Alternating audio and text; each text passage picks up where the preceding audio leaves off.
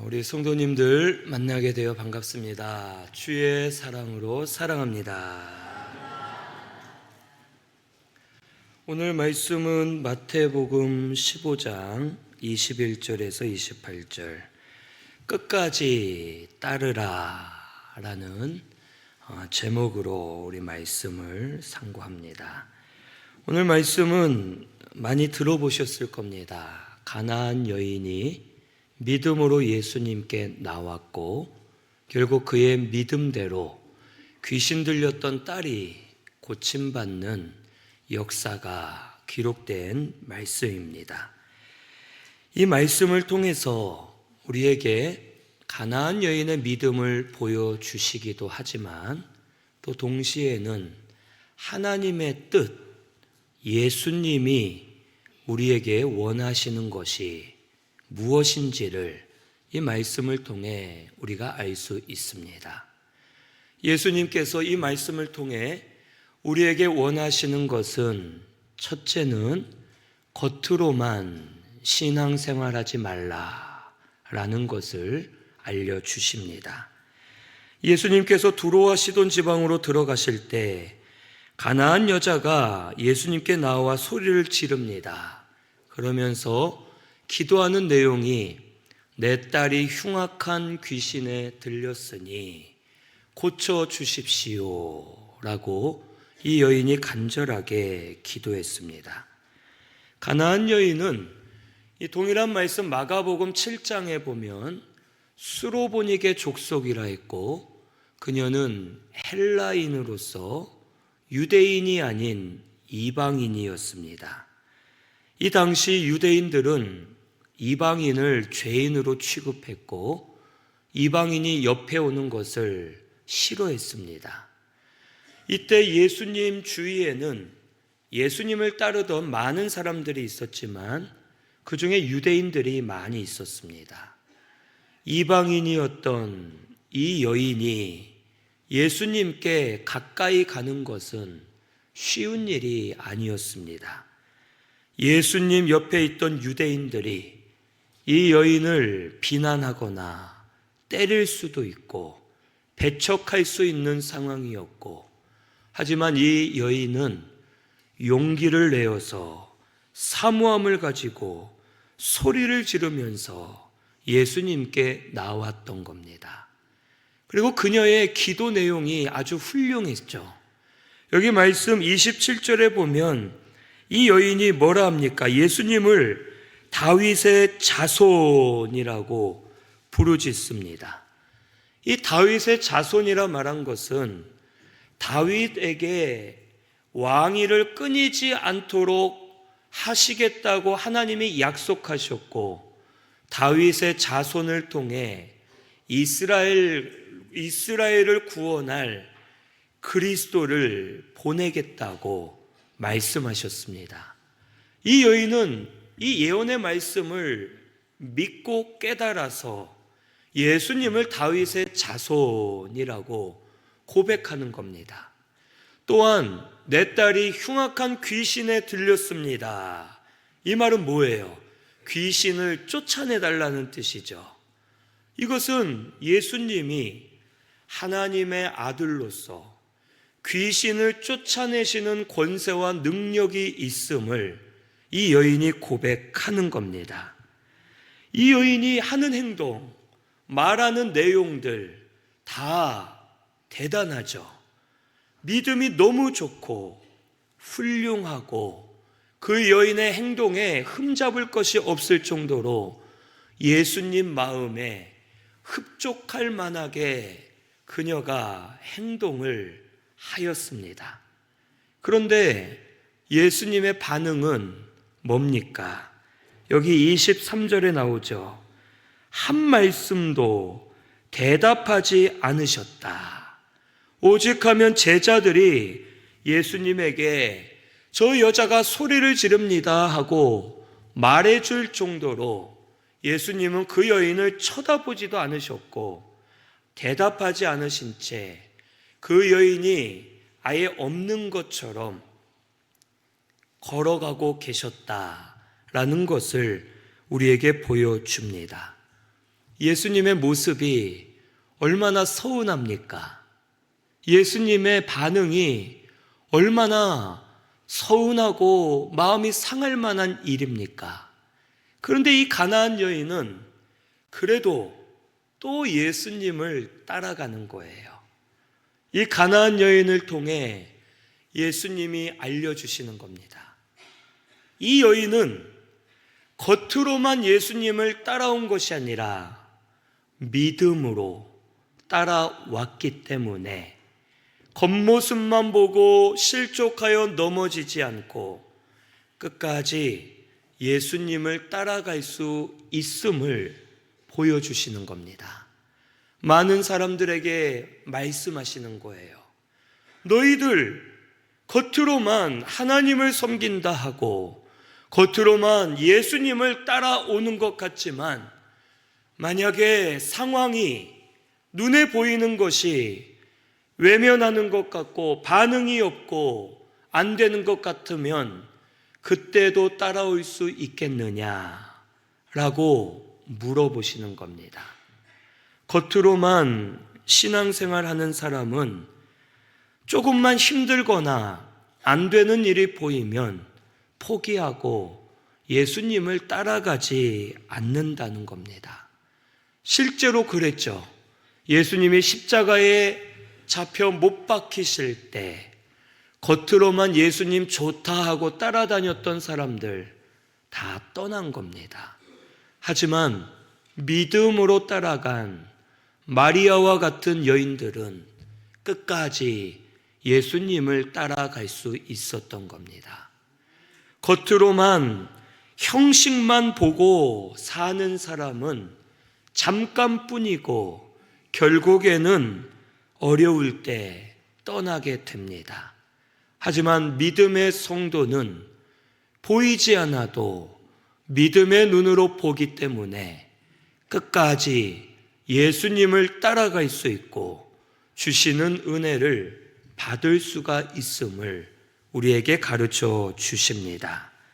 오늘 우리 신순교회 성도님들, 내가 지금 겉으로만 신앙생활하고 있진 않은지 보이는 것에만 내가 마음이 붙들려서 보이는 게 잘 되면 좋아하고 안 되면 실족하여 믿음을 떠나고 살고 있지는 않은지 우리 자신을 돌아보시기를 바랍니다. 주님은 보이지 않아도 믿고 따라오는 것이 믿음임을 우리에게 보여주십니다. 보이는 게 잘 돼서 믿는 것은 믿음이 아닙니다. 그것은 사실을 보고 확인하는 것뿐이지 잘 될 때 믿는 건 믿음이 아니에요. 보이지 않을 때, 주님이 나를 외면하는 것 같을 때, 하나님의 역사가 없어 보일 때, 그래도 믿음으로 따라가는 것이 진짜 신앙생활이고 믿음임을 오늘 우리는 알아야 됩니다. 우리 신순교회는 진짜 믿음으로 사시기를 바랍니다. 믿음으로 예수님을 따라가세요. 잘 된다, 좋다 따라가는 게 아니고 안 된다, 슬퍼하며 멈춰 있는 게 아니고 주님이 뭔가 뜻이 있으시겠지. 가나안 여인은 그랬을 겁니다. 주님이 왜 대답을 안 하실까? 뭔가 뜻이 있으실 거야. 내가 주님을 믿기 때문에 또 소리 지르고 또 기도하자. 언젠간 대답하시겠지 하고 나아갈 때 주님이 그 믿음을 인정하시고 역사해 주시는 겁니다. 우리 성도님들, 겉모습만 보고 예수님 따라가지 마시기를 바랍니다. 세계적으로 많은 성도들이 예수 믿으면 복 준다고 교회 나오는 성도들이 많죠. 복을 못 받으면 교회를 떠나는 겁니다. 다 잠깐 머물렀다가 떠나는 이들입니다.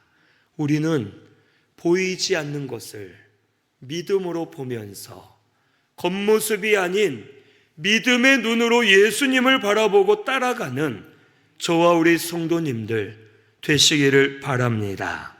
둘째로 예수님께서 원하시는 것은 판단만 하고 있지 말고 무조건 따르는 자가 되라고 알려주시는 겁니다. 여기 말씀해 보면 이제 예수님이 대답하세요. 24절에 나는 이스라엘 집에 잃어버린 양 외에는 다른 데로 보내심을 받지 않았다. 이 말은 뭡니까? 나는 이방인인 너는 나와는 상관이 없다. 이 말씀이에요.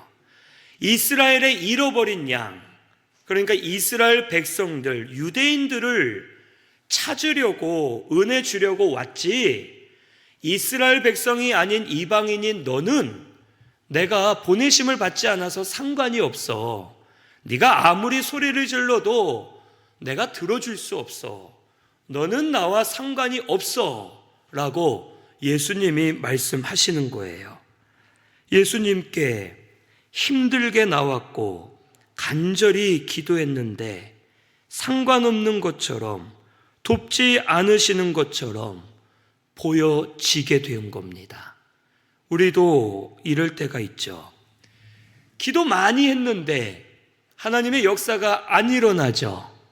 예배와 봉사 많이 열심히 하는데 나만 뭔가 잘 안 되는 것 같고, 나름 착하게 믿음으로 산다 했는데 내가 원하는 게 안 되고 내 길이 막힐 때가 있습니다. 예수님이 듣지 않는 것 같고 나와 상관없으신 것 같고 다른 사람은 잘 도와주는 것처럼 보이는데 나만 돕지 않는 것처럼 보일 때가 있는 거예요. 가나안 여인이 그랬죠. 누구보다 간절하게 나왔어요. 그런데 예수님은 나와 네가 상관이 없다 하시면서 돕지 않을 것처럼 말씀하세요. 그러면 가나안 여인이나 주위의 사람들이 볼 때 어떻겠습니까? 아니 뭐 예수님이 저래, 아니 안 도와주셔? 저 정도로 했는데 뭘까 판단하고 있겠죠. 그런데 가나안 여인은 판단할 시간이 없었어요. 내가 예수님을 믿고 나왔으니 끝까지 믿자 하고 나아갔겠죠. 예수님은 그 믿음을 드러내어 주시고 우리에게 보여주시는 겁니다. 우리는 예수님을 믿었으면 판단하거나 헤아리지 말고 끝까지 따라가면 되는 겁니다. 우리가 지금 교회 왜 나왔습니까? 예수님 믿어서 나온 거죠. 우리 예배 왜 드립니까? 예수님 믿으니까 드리는 거죠. 예수님 이왕 믿었으면 끝까지 따라가세요. 환경이 어렵다고, 뭐가 안 된다고 자꾸 멈추고 떠나고 원망불평하고 다른 길로 가지 마시고 이왕 믿었으면 끝까지 예수님을 따라가시기를 바랍니다. 저도 이 목사지만 그런 일이 없겠습니까? 교회가 한참 어려운 상황을 당할 때, 그때 우리 교회 성도님 중에 한 분이 이제 선물을 주시는 거예요. 그 선물이 뭐냐면 로또 복권 한 장을 주시더라고요. 왜 그런 분들 있잖아요. 그냥 재미로 로또 복권을 여러 장 사서 이제 지인들한테 한 장씩 그냥 해보라고 이렇게 주시는 분들이 있더라고요. 근데 우리 교회 성도님이 교회가 제일 힘들고 어려울 때 로또 복권을 한 장을 주시는 거예요. 저는 이제 로또가 어떻게 하는지도 모르죠. 이걸 이 한 장이 무슨 의미인지도 모르는데 들어보니까 이게 5,000원짜리인데 아시는 분들 있을 거예요. 5,000원짜리인데 번호들이 이렇게 5줄로 있고 한 줄이 한 번의 기회다. 맞나요? 그러시더라고요. 그래서 5번의 기회가 있대요. 그런데 이 로또가 이제 제가 이 로또 금액을 알아봤더니 한 300억 된대요. 그리고선 거기에서 이제 몇 명이 나눠 가지느냐에 따라서 금액이 달라진다. 그래서 이제 제가 그 로또 복권 그 종이를 이제 가슴에 품었어요. 여기다 딱 붙여놓고 속으로 붙여놨어요. 그리고 이제 이 일주일이잖아요. 기도하는 거예요. 기도하면서 하나님, 300억 중에 딱 절반만, 150억만 돼도 우리 교회 문제 다 해결하고 진짜 좋겠습니다. 제가 한 푼도 안 쓰고 교회를 위해 다 쓰겠습니다. 하나님 해주시면 우리 교회가 진짜 힘있게 앞으로 선교도 하고 주의 일 열심히 하겠습니다. 정말 기도를 일주일간 열심히 저 혼자 몰래 했습니다. 오늘 이거 처음 말하는 거예요. 우리 장로님들도 몰라요. 기도를 하는데요, 갑자기 음성이 들렸어요. 뭐라고 하는지 아세요? 안 된다 그러시는 거예요. 그래서 제가 어떻게 한지 아세요? 안 된다 하셨는데 제가 더 열심히 기도했어요. 막 금식도 하면서 하나님, 제가 아무래도 아직 마음이 교만해서 잘못 들은 것 같습니다. 사탄이 저한테 안 된다는 거를 하나님의 음성으로 들었습니다. 그러고 기도를 막 했어요. 정말 열심히 하고 목적도 좋잖아요. 교회를 위해 다 쓰겠습니다. 어떻게 됐을까요? 지금 보면 알겠죠? 여러 개 숫자가 있는데 하나도 안 맞더라고요. 그러면서 낙심이 돼서 기도를 하는데 하나님이 그러세요. 내가 해결할 거다. 너는 따라와라. 지금은 막힌 것 같고 안 되는 것 같아도 내가 해결해 줄 테니 믿고 따르라 라고 말씀하시는 거예요. 그리고는 그 응답을 받았는데도 여전히 눈앞에는 안 되는 것만 보이죠. 낙심만 되고 다 막히고 절망적이고 소망이 없고 언제 어떻게 될지 모르는 그런 상황에 교회가 처하게 되는 거예요. 그런데 지금 와서 이렇게 뒤돌아보니까 하나님이 하나씩 해결해 주셨습니다. 하나님이 하나씩 세워주시고 회복시켜 주시는 거예요. 하나님이 하실 수밖에 없는 일들이 일어나는 거예요. 그때 만약 로또가 됐으면 물질적으로는 해결을 했겠지만 제 마음은 교만해졌겠죠. 내가 했다, 내가 기도해서 된 거다 하고 교만해졌을 것이고, 앞으로 힘든 일이 있으면 제가 어떻게 하겠어요? 그때마다 로또를 사겠죠. 돼봤으니까. 그러면 저는 하나님을 의지하는 게 아니라 세상을 의지하면서 하나님 따라가지 않고 예수님 따라가지 않고 세상을 따라가며 사는 목사가 될 수밖에 없는 겁니다. 하나님의 때가 있는 것이고 하나님이 역사하실 때가 우리가 하나님의 뜻을 이룰 때이고, 가나안 여인은 믿음이 만들어져 가는 기간이고, 우리도 하나님의 때를 기다릴 때 만들어지고 점점 자라나서 세워지는 기간임을 우리에게 보여주시는 겁니다. 우리는 무조건 따라가면 돼요. 예수님은 우리가 따라가서 손해볼 뿐이 아닙니다. 그거 하나는 믿으세요. 환경을 보고 우리는 따라가죠. 사람을 보고 따라갑니다. 될까 안 될까 간을 재보고 따라가죠. 아니라는 거예요.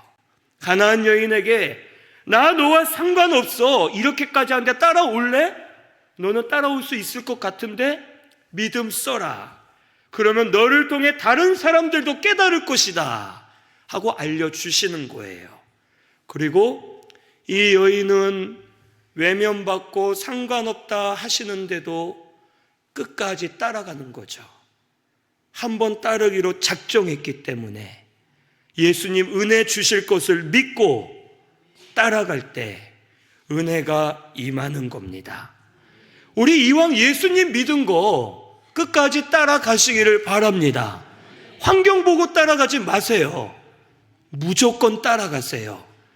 예수님입니다. 하나님이세요. 그분에게 부족함이 없습니다. 우리는 그 예수님을 한번 믿었으며, 이왕 믿었으면 끝까지 따라가면서, 무조건 따라가면서 예수님을 통해 은혜를 체험하는 역사가 우리 성도님들 가운데 일어나게 되기를 바랍니다. 세 번째로 예수님께서는 무엇이 중요한지를 물어보시는 거예요. 우리에게 이 말씀을 통해 너희는 무엇이 중요하냐? 이걸 물어보시는 겁니다. 여기 그러죠. 여자가 25절에 보니까 나는 너와 상관없다 하셨는데도 절을 해요. 그리고 주여 저를 도와주세요 하고 소리를 크게 높여 다시 간절히 기도합니다. 그런데 예수님의 대답이 뭡니까? 자녀의 떡을 취하여 개들에게 던짐이 마땅치 않다. 무슨 말이에요? 자녀는 이스라엘 사람들을 말하고 떡은 은혜를 말해요. 이스라엘에게 줄 은혜를 개는 이방인을 말하는 겁니다. 개와 같은 너에게 줄 수 없다. 이 여인을 개와 같이 취급을 하시는 거예요. 비참하죠. 예수님은 사랑의 예수님, 은혜의 예수님인데 예수님이 간절하게 기도하는 여인을 개와 같이 비유를 하면서 밑바닥까지 내려가게 하시는 거예요. 그런데 이것은 이 여인과 주위의 사람들도 우리에게 물어보시는 겁니다.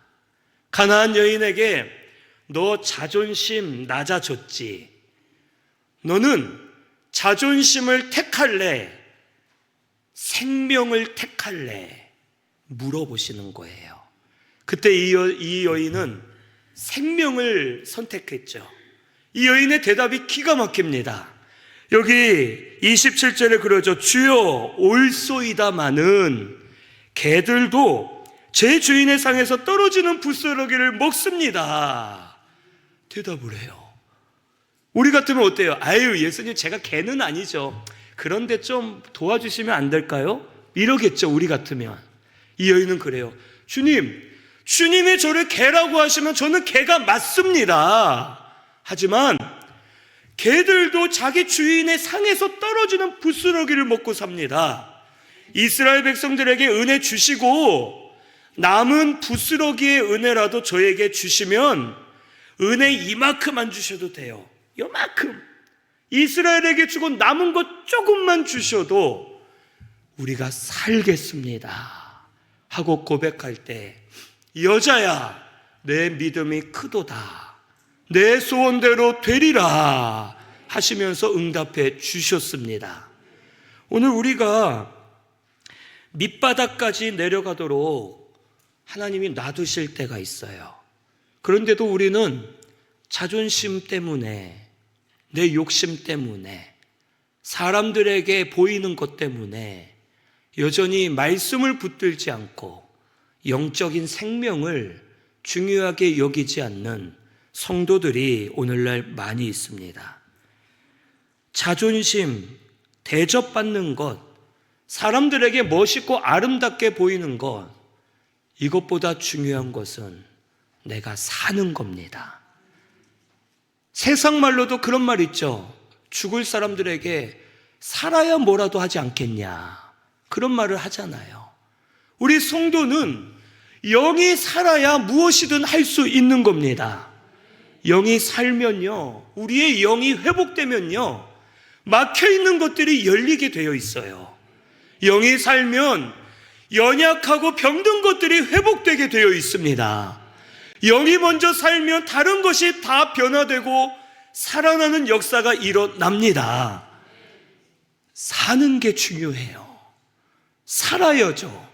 우리의 영이 살아야 무엇이든지 할 수 있고 무슨 은혜든 받을 수 있고 하나님의 은혜로 살 수 있는 자가 되는 겁니다.